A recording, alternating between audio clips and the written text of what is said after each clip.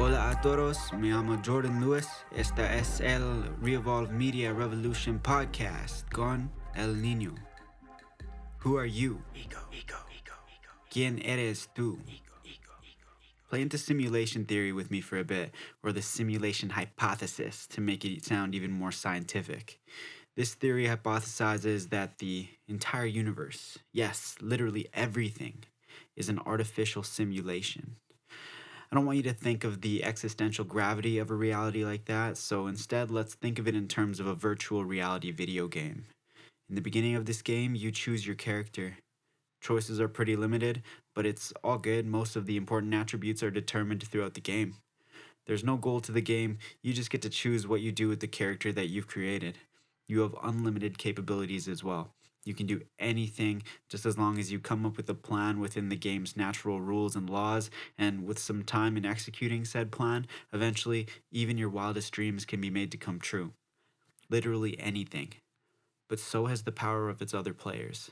And within the game's natural rules and laws, some of them want to limit your powers and prevent your capabilities so that they may maintain ultimate control and decision in the environment. The best way to do that is to make you forget that you're even in a game. ¿Quién eres tú? Who are you?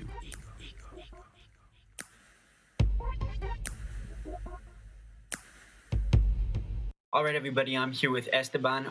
Este. Sorry, dude, I butchered it already. You told me to call you Este. Este, right? Este, yeah. I mean, it doesn't matter. I'm not stressing about it. All right, but his artist name is El Nino. I'm gonna call him Nino for the duration of the podcast because that's what you prefer, right, brother? Absolutely. So Nino resides in Vancouver, Canada right now, but he's born in Colombia. You want to tell us a bit about that transition? Yeah, absolutely. I'm El Nino. I came to this country when I was just under 4 years old, and it's been a hell of an experience. I think that I have experienced something like the Canadian version of the American dream. I love Canada. It's obviously been a bridging of two cultures in a way where sometimes, you go back to Colombia and they see you as Canadian. And then I spend time here and they see me as Colombian. So I'm caught between this idea where I'm neither Canadian nor Colombian. So I've been forced to kind of grapple with my identity in a way that's, I think, actually benefited me because I feel much more individual than I think a lot of other people end up being. That's crazy, man. How often do you go swap between Colombia and Canada? A lot when I was younger. It was like at least every year, and then as I got older, and prices and shit went up every 2 years, 3 years. Yeah. So you'd live there for a year-ish, and then? Oh no. I lived there for 3.5 years, and then I just go back for like a month, every year or so. I see. Okay, that's dope. Do you remember much from before you moved to Canada? Like, I know you were super young, so. Honestly, you know what I do remember? They had some bomb ass preschools. That shit was dope. Hey. They had, I just remember I was such a little shit. I mean, I've been a little shit. I am a little shit. But no, I just remember just causing a lot of ruckus and just getting yelled at a little bit one too many times.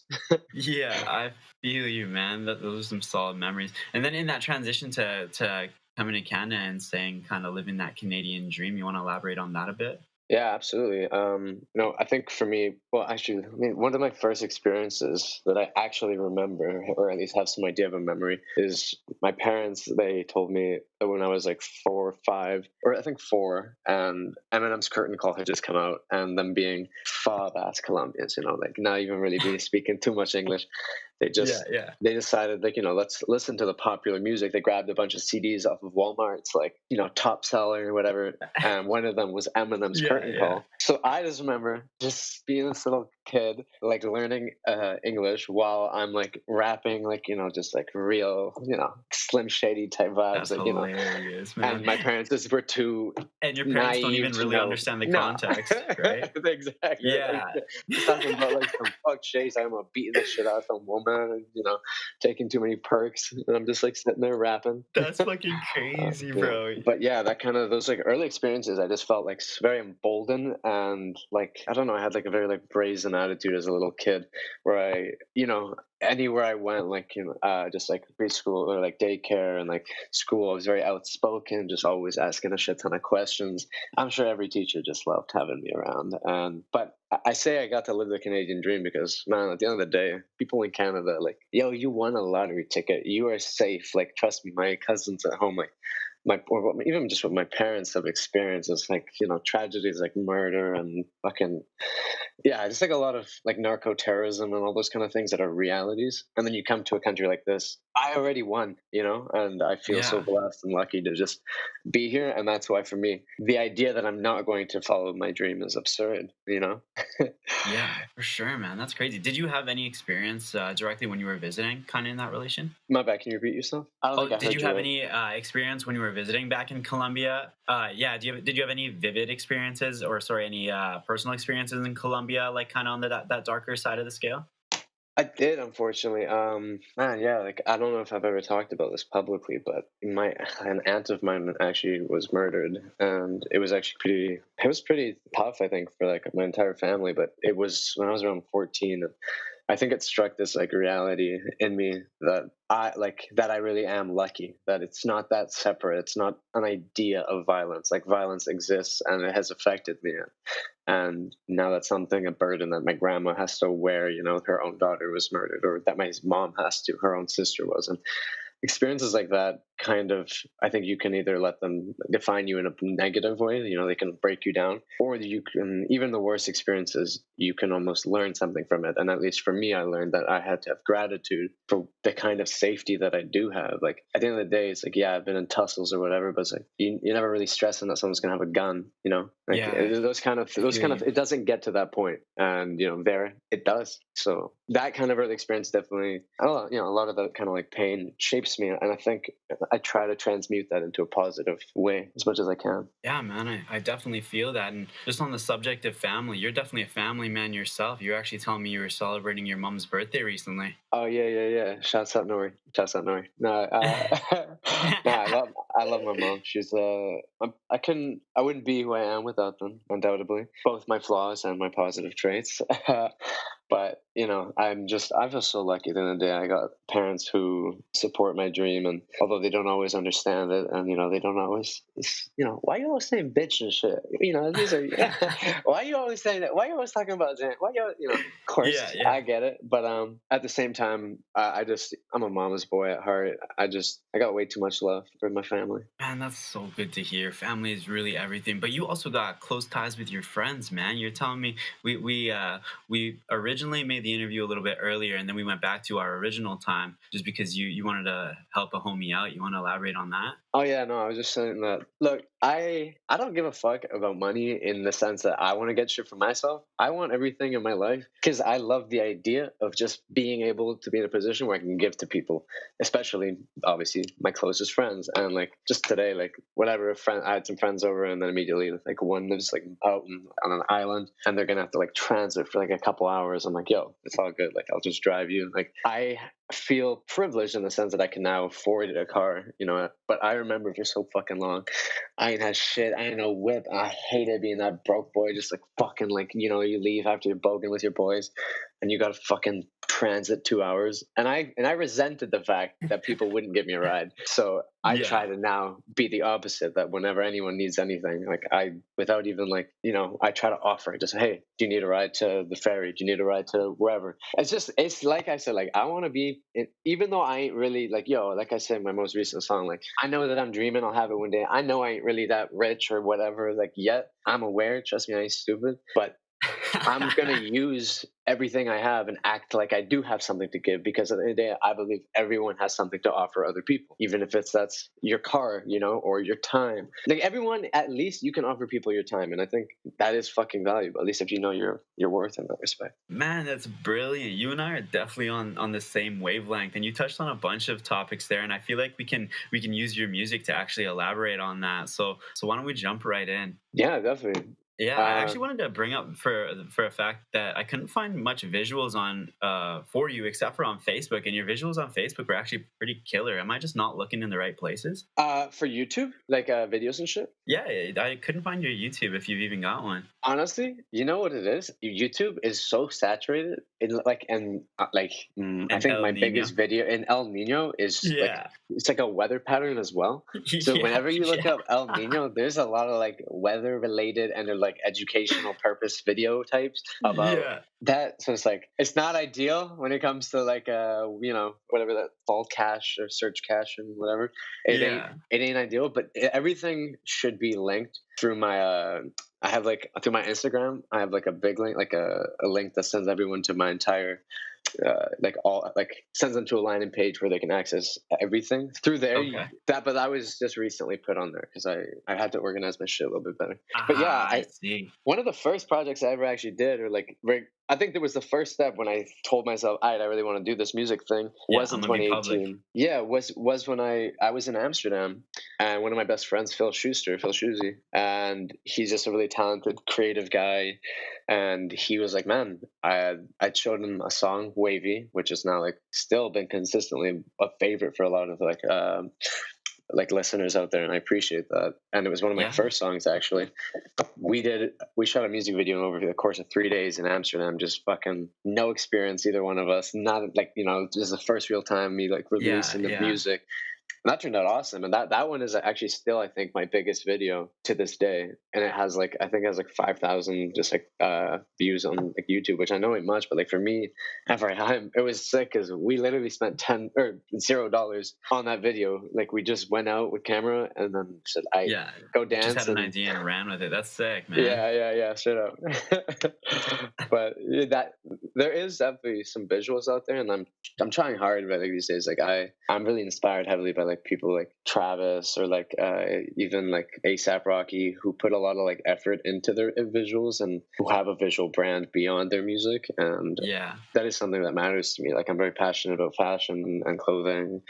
I at the same time like just aesthetics for me I love that because everything you're talking about, and even though you used it in reference to people who are kind of more or less famous, I've been talking and through these interviews just been like interacting with a lot of like underground and just local artists who are on that same wave, man, and I can't wait to introduce you to them because they're actually doing some fucking quality shit, dude. Oh, beautiful. We're gonna set that up. we're gonna have a pretty solid community moving forward. Hopefully, that's the goal. Fingers crossed. But it's all TBD. But let's go into your tracks, bro. Let's talk about so Wavy was one of your first tracks, and I love it because you obviously stick to your heritage there. If people don't know who you are or what you're about, obviously from the name, if that flies over their head. By the way, the name means the kid, right? For anyone it means the kid. Yeah, El Nino. Kid. Yeah. I mean, it's a bit of tongue in cheek because the truth is, like, it's like El Nino, especially like where I grew up, and because I was like, I grew up a Catholic. Most people in Colombia are. Yeah. We only really refer to one person as the child, and it's Jesus. Right? I see. Because it's like if you read any of the scripture, it says like El Nino, and then whatever, like, and then they talk about him. They're obviously talking about like baby Jesus or like Jesus, the Christ child. Yeah. And I kind of thought, I feel like the Son of God sometimes. That's awesome, man. So the direct translation to English is actually probably the Son, then, hey? Yeah, exactly. Well, like, okay. I think it actually is the boy. I think you're right. The direct translation is probably just the boy. Okay. And I like that too because it's like, he's the boy, man. Yeah, but it's whatever you want to interpret it as well, man. It's multidimensional. That's awesome. And that's a big aspect of art in general for me, right? It's like truth. It's not like even when people have asked me, like, "Yo, what is?" Actually, is it funny? I had an ex-girlfriend, just DM me fucking. real upset. Just how could you say this line? This line is clearly about me.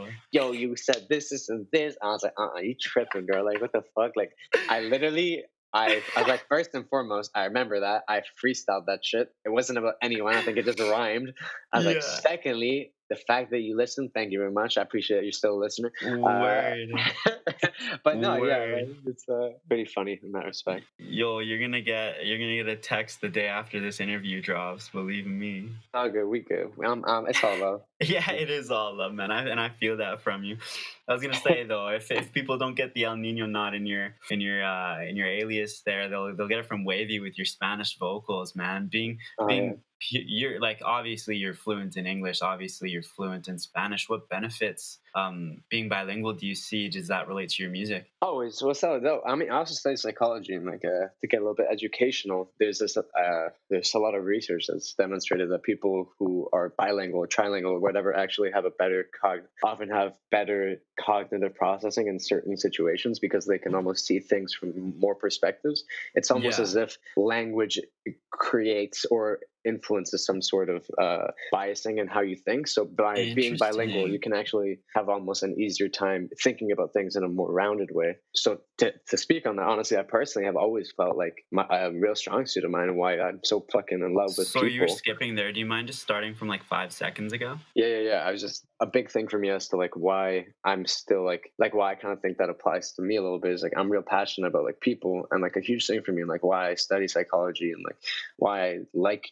making music for other people to listen to is like I like understanding people. I love it. I love attempting to anyways, and speaking both languages has provided me kind of like a lens into like almost two different cultural worlds, and at the same time it's just like fucking fun, man. Like I've been, you go out to Spain and shit and then you start speaking a little bit of Spanish and like, oh, where you from? You're like, oh, I'm from Colombia, but I live in Canada. Dope. Yeah, and girls think it's sexy, so that doesn't matter. That I could definitely see the appeal, man. So what I'm also getting from that is that native and only non-bilingual English speakers and non-bilingual Spanish speakers might miss a little bit of the message, but bilingual speakers they'll see the kind of nuances that are in each language. Yeah. Oh, yeah, because it's like it really is. It's nuance. It's like you say, and like kind of to jump back a little bit. Like the point is, a lot of what I write is like it almost. It sounds silly. My music seems to be prophetic of my own life. Like I will write something creative, and in the moment, I kind of think it's about something that like already happened, and maybe in part it is. Right. And then all of a sudden, 3 months later, I'm like, yo, what the fuck? Like, yo, my life literally just turned out how I said in this song. It comes fucking true, almost to the word, eh? To the dot, man. I can't even. The dot, bro. Man, and it almost lets you kind of realize it and then like reflect immediately, and have that like holy shit moment. Oh yeah, absolutely. You literally you're like, holy, you start feeling yourself too. You're like, am I creating my own reality? Like, it's obviously funny. Yeah, you are, man. It's like if you believe in that shit, it's what you write, what you say, what you put out into the universe that should come back. And ultimately, if you're making music and you're putting all that energy into it, man, yeah, it might come back. Isn't that it? And so do you think that might be a result of kind of putting out your soul and like just kind of like stripping yourself of maybe the ego, or what can you relate it to? Yeah, well, undoubtedly. Well, that's right. That's some real Eckhart Tolle shit right there. Yeah, like undoubtedly, I think that music is, at least for me, it's therapy for my soul, for my spirit, for my mind, and like it's a space whereby but hip hop music though actually I think is unique in the sense that there is an almost a playfulness with ego where we're all like, yo, it's all right, like you can show your ego, let it fly, but don't identify with it. That's the problem with it, and that's something that I actually think is huge, is like in the world as a whole is there ain't nothing wrong with having an ego. Every fucking artist has a big ego. You're a fucking artist, yo. Like you literally are making things wanting someone else to like it. Okay, you clearly have a strong sense of self. However, it's when you become attached to that idea of yourself that you can then fall into error and mistake. But as long as you can have an awareness of your ego and have this drawing from Eckhart Tolle, where he goes, treat it as what it is. It's like this little child in you, and it's funny, haha. Look, look how it wants to flex on these fucking, like it's all good. Acknowledge it, and it's funny. Even express it a little bit in the music, and through that, there's an honest exchange, but don't get jaded. Like, don't ever feel like that's you 100%, because then that's when you get a real problem, because then, oh, someone doesn't like your music, then you get all offended, you get like insulted by it. Oh, if someone says this, then you get hyper reactive and you're a dick. And at the end of the day, that's because, oh, you're just way too attached to your ego. So music for me is a place where I can almost give this release, both from an ego and at the same time also connect on a deeper thing, especially more in the writing process. That's brilliant, man. I love that. And that actually kind of brings me into the next track here that I wanted to reference. And you said it before that your mom mentioned why you talk about Xan so much, but this track's called Lean Xan Molly. Lean Xan Molly. Yeah, yeah. Oh my God. How mom feel about that one? They ain't like that one. she ain't like that one, though. She ain't like that one. She ain't like that one, though. I mean...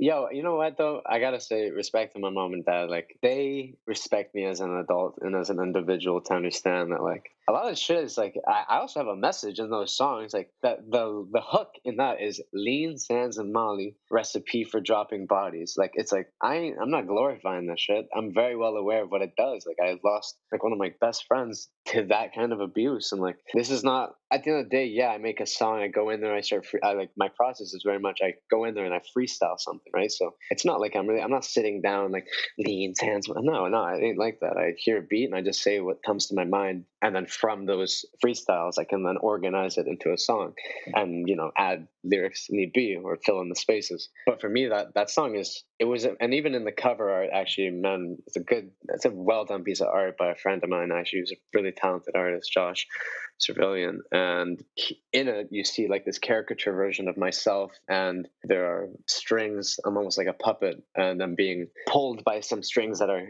from outside of the frame. Like, you can't see who's pulling it, but the point is, and it's like oftentimes a lot of this drug abuse, a lot of this use of the stuff is influenced by the culture, by these things that are larger than we are, and we're being either manipulated or influenced negatively by forces sometimes that can be outside of our awareness to do these things that ultimately kill you or can kill you or destroy you. But I wanted to make a track that was, and this is why I mean the duality of me and my music, my everything, is I'm trying to do something whereby I can say something real but deliver it in a way that doesn't feel forced and doesn't, it's like I'm trying to, like, I want my greatest fans in 5 to 10 years to be able to look at all my music and then like reiterate what I meant, because I know most people will have not seen that, like most people will have just taken it like, oh, this song was a glorification of Lean, Xans, and Molly. Just take it for the title and blow it off. Yeah, you know what I'm saying? It's like, that's cool. I don't care if you had fun with the song. I don't give a fuck. Like, good for you. You enjoyed it. Yeah. But the truth is, I always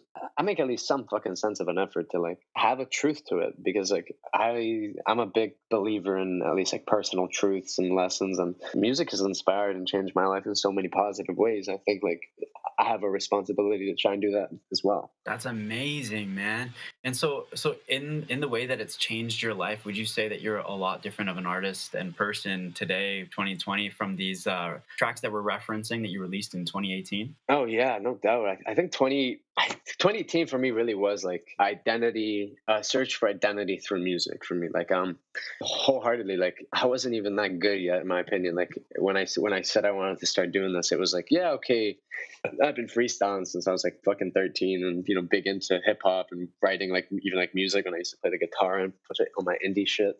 I was about that music, but I'd never really made this like active effort. So a lot of that writing for me was just trying to find out what I wanted to say. Like, so a lot of it was drawing from things that were happening in my life in that moment. Like, oh, me and my friends were getting into this kind of shit. I make a song about it. Lean, Xans, Molly, whatever. Like, it's very reflective of my time of my life in that space and time.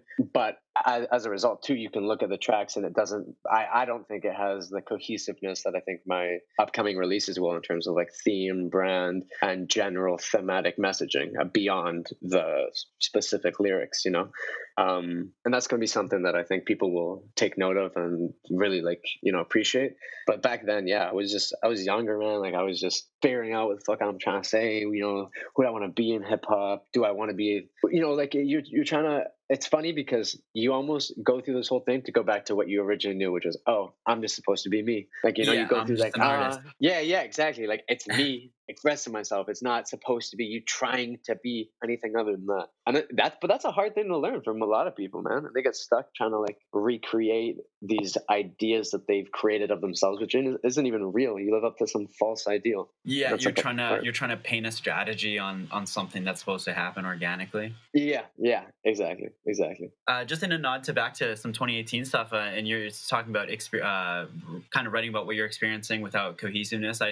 Just another track that people might jump on and build their own perspective before they actually know what it's really about. I want to talk about the Louis Gang Killers track you got there. Yeah, I'm gonna assume that's a nod to some homies. Yeah, yo, it was just, man, we used to just like, in like first year uni, I just like ran with a lot of my boys who like, we didn't take no shit from nobody. And like, obviously that was a time in our life where I could say we were probably a little bit more egotistic than we had to be. But it was a fun time at the same time, we were young, we were kids, and we liked causing a ruckus, and people fucked with us. Like, it's like, yo, man, like we straight killers out here, man. Like I like fighting. We were all like, I trained for like 7.5 years and doing like Muay Thai. So finally it felt like, okay, people are getting older and they're getting testy, and like we were nice in all fairness. Like, it's not like I didn't think I was going out of my way to find these trouble. Just seemed like trouble was finding us, but obviously it's a mutual trained thing. People usually don't. Yeah. yeah I wasn't like, I'm good, but it's just funny because like a couple of my friends real decked out and shit about that Louis life and all that. So it's like like Louis gang, everyone had their like Louis V belts and shit. Man, definitely. I remember actually just like I didn't have any of that shit because but I would just literally borrow their Louis V and like wear their belts out and shit just because I was trying to flex on that. But that was just again one of those fun tracks. It was dope actually. That was like I think that's the first song that I had a lot of my guy friends really fuck with it. Like they jumped on that one. Nice, man. Well, I think because they saw that connection. Did they kind of like dismiss some stuff before? Because I know a lot of the tracks kind of around that era, you were also wilding out on girls and stuff. You know what I mean? And, yeah, exactly. And a little bit more personal stuff. Exactly. And even like in the SoundCloud era, like that year too, it's like it just again, right? It's almost so personal that you can't really relate to it. Like it's like some people can if they've had very similar experiences. But then when you make songs that are a little bit more like melodic and general in a way, then at least the boys can like just vibe with it a lot easier. A lot like they'll connect with it. They'll vibe with it. I feel you, and it's a more easier gateway and doorway into the more personal and more intimate stuff in the rest of your music.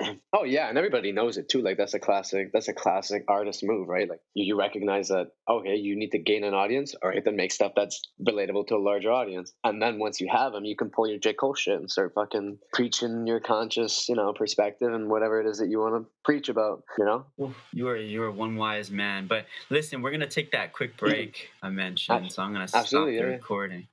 This track by El Nino titled Zoom is dropping today, the same date as this podcast, September 30th. So this might be the first time you're hearing it. Enjoy.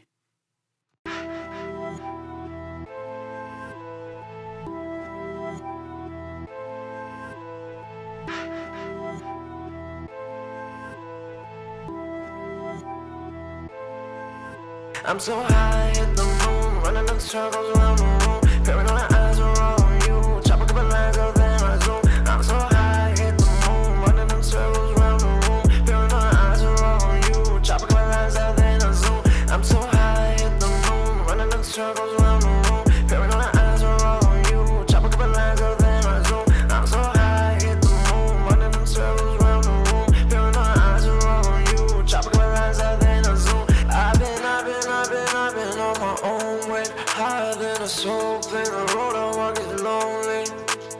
I've been on my own way, higher than a soul plane. The road I walk is lonely. Post up staying stony. The road I walk is lonely. Bitches wanna know me, swear they wanna hold me. In truth they try to control me. Time will tell like Rolly.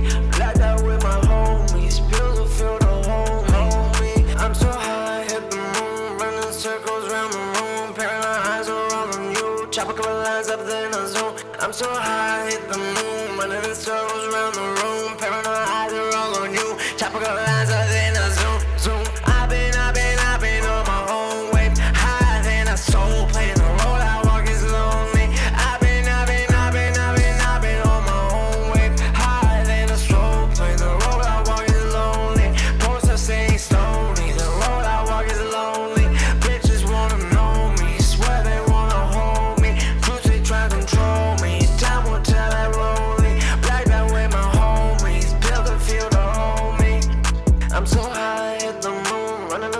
around the room. Paranoid eyes are on you. Chop a couple lines up, then I zoom. I'm so high, hit the moon. Running in circles around the room. Paranoid eyes are on you. Chop a couple lines up, then I zoom. I'm so high, hit the moon. Running in circles around the room. Paranoid eyes are on you. Chop a couple lines up, then I zoom. I'm so high, hit the moon. Running in circles around the room. Paranoid eyes are on you. Chop a couple lines up, then I zoom.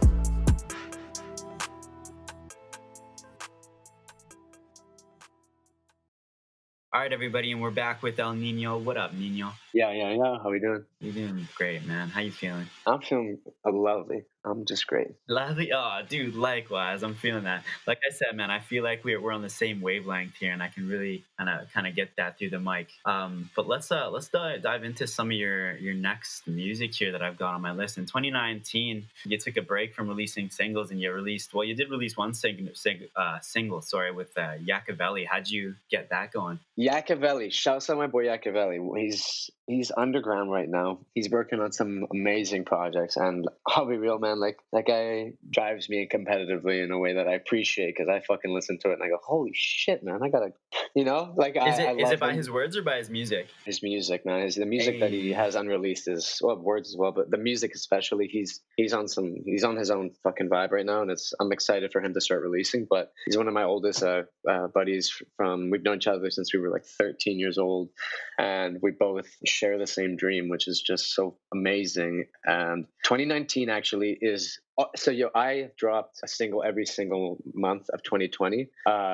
And that was the work of 2019. Often I think sometimes people don't understand, like, everything is backtrack. If you want to be organized in this rap shit and music and anything in your life, like, you better be planning ahead. For sure, you gotta cue things up.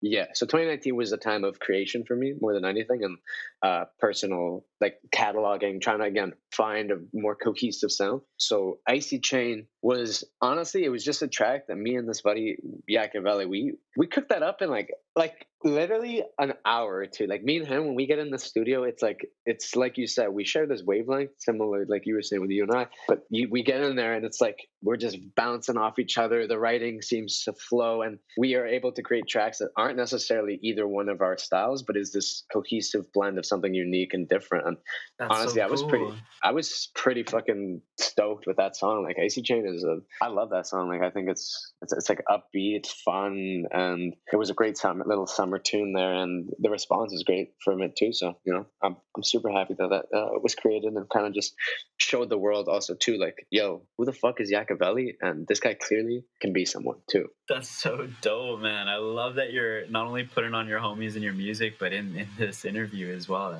That's a real one right there. Yeah, yo, let's uplift each other, man. Exactly. Let's go on to your mixtape, or is it? Sorry, I don't know if it's called. It's titled the mixtape. Yeah, but is it a mixtape?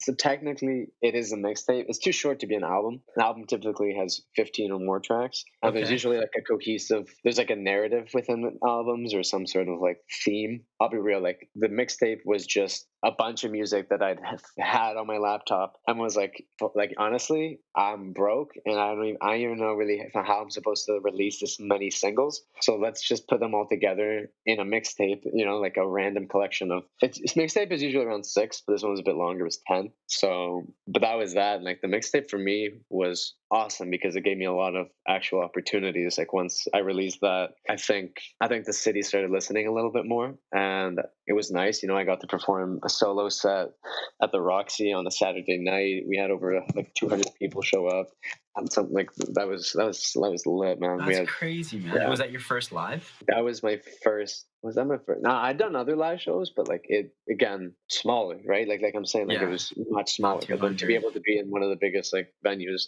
in Vancouver, or like oldest venues in Vancouver, was like, honestly kind of unbelievable. Because dude, tell me what went really well.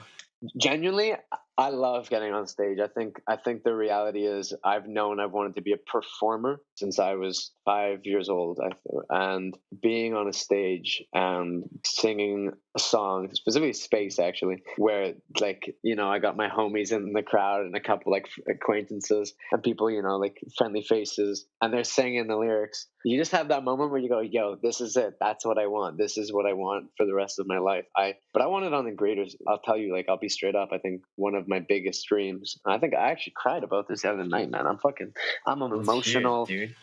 I'm thinking about the vision. Is I thought about how much it would mean to me to see like a young kid at one of my shows one day, like real like front row, just singing along to like a real like heartfelt song of mine, like something like meant a lot to me, and them just like singing along to every lyric, looking me right in the eye, and me just knowing that on some level I did for that kid what maybe an artist like Eminem did for me when I was a child. That's a feeling that I already saw. That's why I love that show at the Roxy's. I could see the inkling of, okay, I can get there. You know, you already got people singing the lyrics. Now next thing you know is, you know, really connect, keep trying, make the music better and better and better and more, and make it in a way that people can connect with it on a deep fucking level where it impacts them on a positive way. That's amazing, man. Dude, you can't forget that we're on the same wavelength here. You already got this emotionally out of your system. I'm a vulnerable man here, man. You're gonna touch my heart.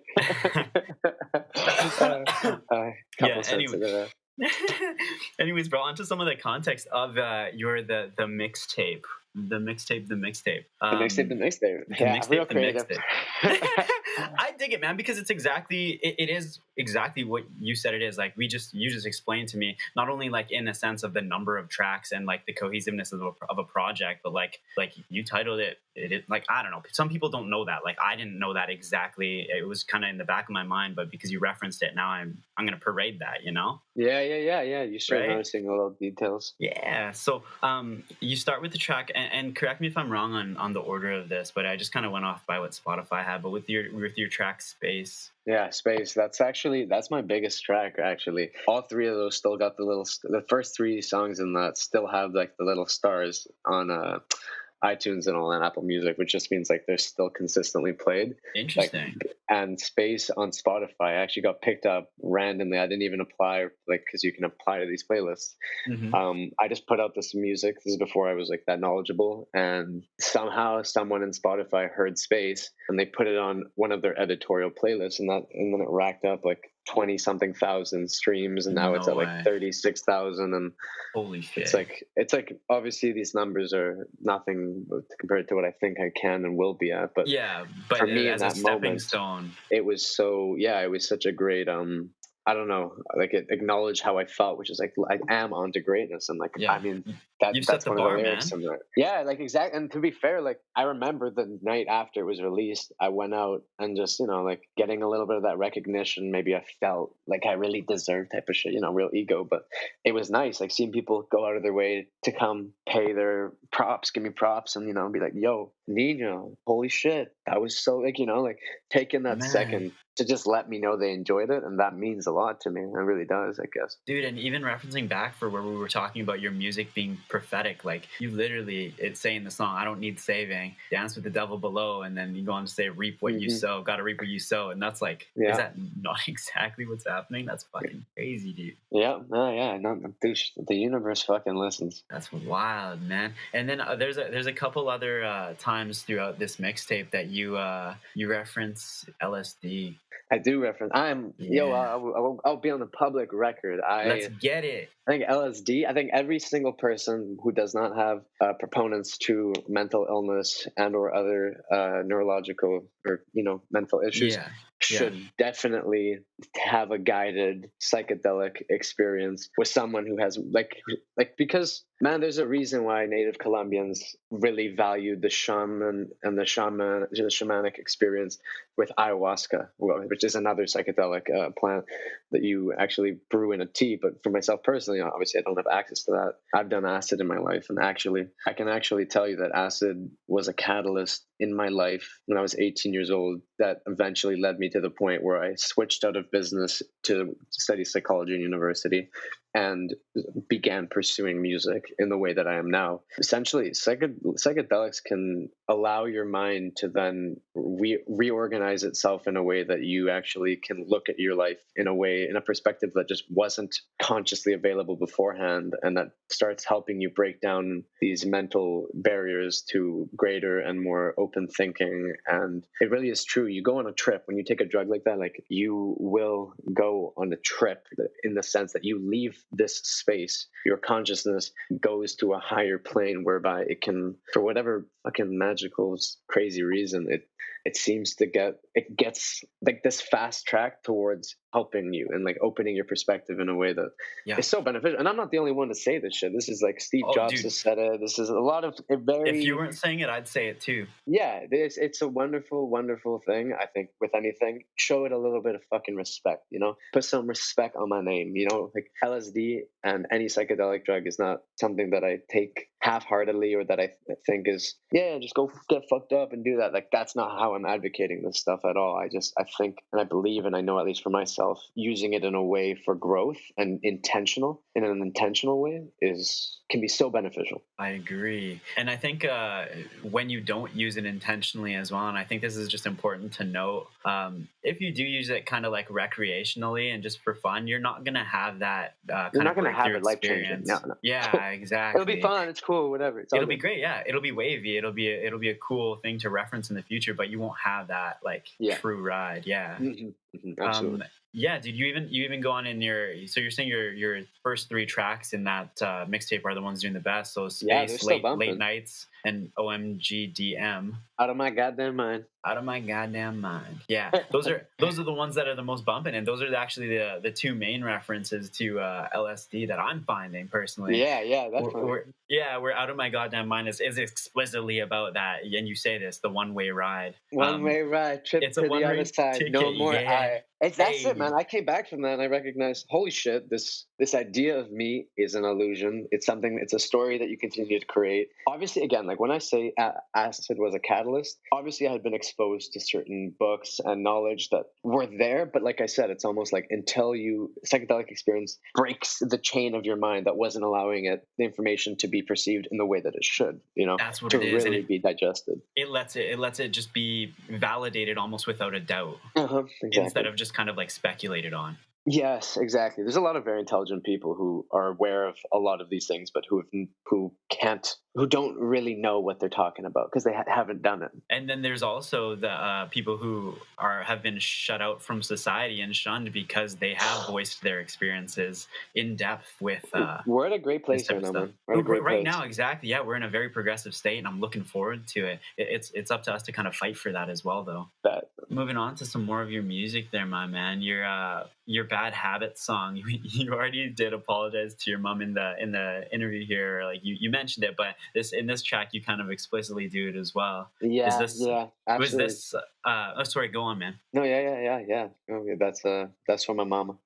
Was this in relation to like actually getting caught specifically for something and something you guys had a little bit of combat there? You know, I definitely, you know, I've been through my shit, and the truth is, I really am the way that I really am about my life. Everything I rap about, like someone actually, like I don't cap. Like obviously, my music, there's aspects to it that's just for the music where it sounds fun to say, but like the shit when I speak on my own experiences, like no, that's real. That's very real. And obviously, like the reality is, like that shit can create a lot of conflict in your life. And music again now is just a way more positive way for me to transmute pain and anxiety and trauma. But like maybe before, when I was a bit younger, I focused solely on, you know, drugs.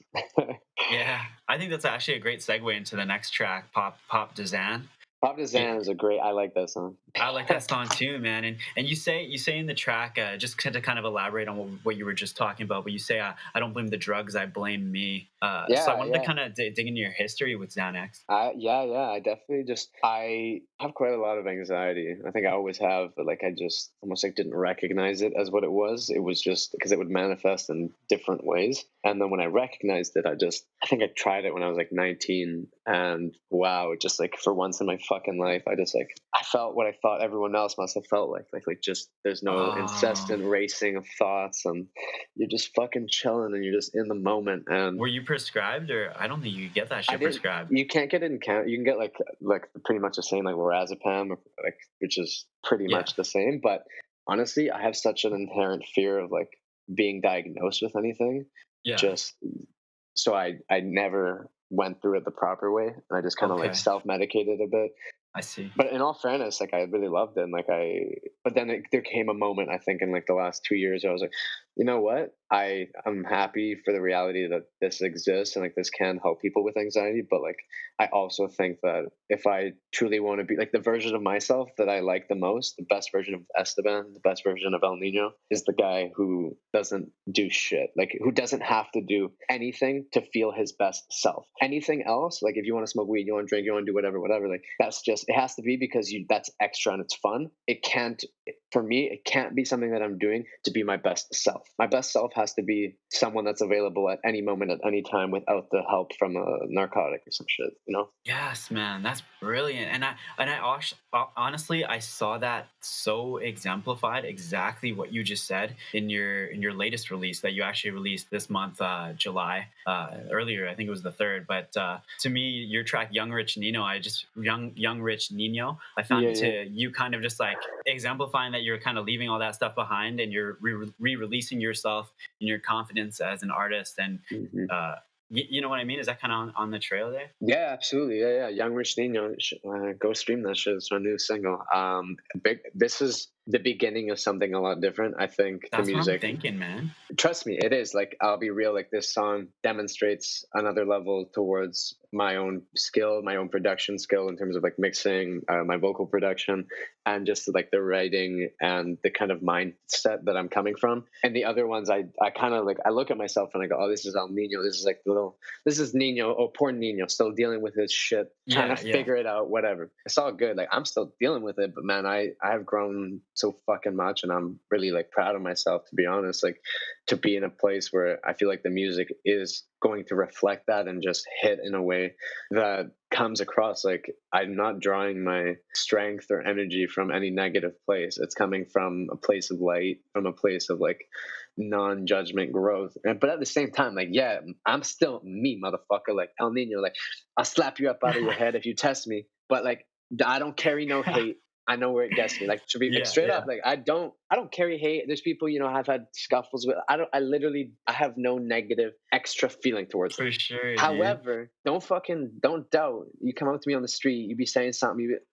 That's not my name. Don't disrespect me like that. Yeah, like don't test me. Like I'm not. I've been that since I was a little kid. Since I was tiny. You know, I was real short. Like, I don't care who the fuck you are. Don't test me, man. Like, don't. And I say that with all love. Like, you shouldn't be doing that anyways. Don't be out there being rude and disrespectful. Like, I'm not doing that. I'm very conscious to be kind to other people because straight up, I like being nice. I like treating people well. Like, and I'm happy that I do now. That's the anthem, man. I feel like everybody should have that perspective. Like, I got love to give, but I won't back down. Like, please don't test me. Like, yeah, exactly. And that's a real lesson I actually was taught by my dad, which is, look, this world is not a utopia. So if it was, just be nice. Don't ever fight, you know? But the truth is, this world is dirty. And if you don't know how to fucking hold your own and stand up for yourself, you will get pushed down. And that's what we're seeing right now in like a cultural way, right? Where finally Black people are going, yo, fuck this, or your minorities as a whole are going, yo, like I am going to step up for myself because I've tried your way. I've tried the system. I've tried being okay and we're not, you know, sometimes it takes revolutionary acts to really change the world. And I say that on a personal level. My suggestion for everyone and myself, my own lesson, is the reason why I'm in such a good mental space is because I had to radically change the way I was thinking about my life and how I approached everything. I had to transform myself. Man, that's so incredible. And I love this track exemplifying kind of what I said about releasing yourself in confidence. The track before that, Now That I'm Gone, it signifies you letting go of that previous part. Not letting go of it in the sense that you're kind of like leaving it behind, but that you're just like no longer letting it affect your progression into what you're about to do. I love how you picked up on that, man. Like, because I know the song, I do, you know, on brand, and, you know, I am kind of a little bit girl crazy. Like, my songs are always kind of often structured as if I'm speaking to a girl. Yeah. But often it's actually I'm speaking to myself. That's the truth. It's I know where I've been. I know where I'm going. Like, heard you love me. Now that I'm gone, it's like this idea that I know I'm leaving that old me behind. I still have love for old me, you know, for who I was, and but I'm gone. I'm out of here. Like, I got greater places to be. Well, it's there, man. Like you said, you're becoming a more cohesive artist, and even if it's like probably even before intentionally doing it. But I'm glad you brought up that line, "Don't carry no hate," because I know where it gets me. Because shortly after that, you say "Metaphors on me today," which just kind of it shows that you're not about that previous. I don't even know if that was even who you were before, but you're not even remotely like that anymore. now you are strictly focused on El Nino. I'm focused on money and destiny. Like I'm focused on my destiny. I have a vision. I really do. And I have a purpose. And I'm going to do everything in my power and my will to achieve it. And I know for a fact that being an angry Nino and holding resentment and hate it's only going to slow me down. And it's just like, it ain't who I am. I got nothing but love for everybody. You know what, man? And I'm so excited to support you and just like be like, not even support you directly, but even just like to be able to watch it happen, dude. Because I'm 100% on board. Thank you so much, man. You're an incredible artist, man. Yeah, you're an incredible artist, incredible person. And everybody needs to get on this vibe, man, because I feel you. Hey, you heard it first, man. Jordan Lewis, man. Everybody go follow Nino and shit, man. Yeah. That's the word. You know what? We actually are running out of time, so you should do your sign off like that. Drop your character, my dog. Say whatever you want to say, whatever you want to get out there to the people as the final word. The sign off. Let's hear it, bro. If you live your life in a way for other people, then you will be miserable. Okay, little girl, woman, man. Instead, choose yourself to find authenticity. And within that, you can be happy and find your purpose. And man, it can be whatever the fuck it has to be. But just know, be yourself, okay? And don't let any motherfucker tell you what to do. That's El Nino. Don't give two shits. That's on God. And that's on me. Man, people are gonna hear that and think we rehearsed that or wrote that or planned that. But dude, you're so fucking incredible. Thank you so much for joining me today. Hey, thank you so much for having me, Jordan. Of course, brother. All right, you take care, eh? All right, have a good day, boss. All right, peace out, dog. Bye-bye. So that was El Nino, everybody. Thank you for tuning in. If you want to learn some more about him, go ahead down to www.reevolvemedia.com/El Nino. And El Nino has given us a early release of his track, Legend of the Dragon. So this track is going to release next month, October 2020. But we've got it here first. So take a listen and thank you for tuning in.